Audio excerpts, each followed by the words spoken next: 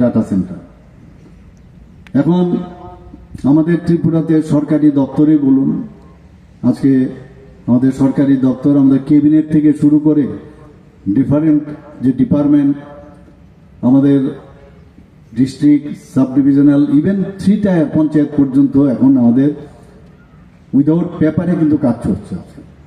তো এত বড় একটা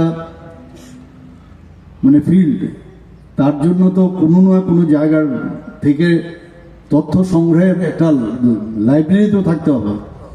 তো এটা আমাদের জন্য যেমন প্রয়োজন, আবার এখানে বেসরকারি প্রতিষ্ঠানও আছে অনেক, ত্রিপুরাতে প্রচুর বাড়ছে, ব্যাংক প্রচুর আসছে।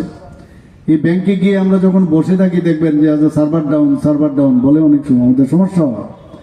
তো এইগুলোর সাথে কিন্তু যুক্ত। এবং ই কমার্স এখন একটা সাংঘাতিক বিষয় দাঁড়িয়েছে। ই কমার্স যে কোনো জায়গায় যাবেন, সব ই কমার্স ছাড়া কোনো কাজ হবে না। এবং সামাজিক যে যোগাযোগ, যে মাধ্যম, সেখানেও এটার দরকার। আরেকটা আজকাল খুব শুনি আমরা, ক্লাউড সেবা প্রদানকারী। ক্লাউডটা কি? এটা ভার্চুয়াল যে ইন্টারনেট, এটা ভার্চুয়াল ইন্টারনেটের, সেখানেও ভার্চুয়াল সার্ভারের কাজ করে।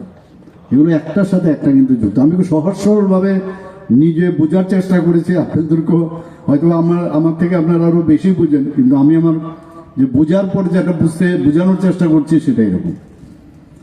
এবং এতে করে যে তথ্যের যে সম্ভার, সেটা আরো বেশি, যার যত বেশি থাকবে তত সেই ডাটা সেন্টারের তার প্রয়োজনীয়তা বেশি থাকবে।